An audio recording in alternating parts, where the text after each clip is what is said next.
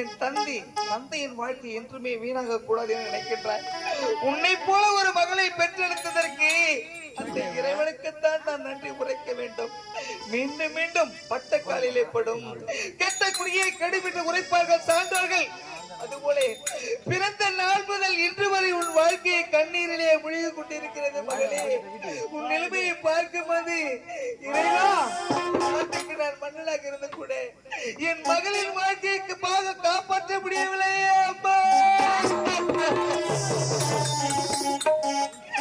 பாவை என்னை படைத்து விட்டான், பாசத்தையே பிரித்து விட்டான். என்னை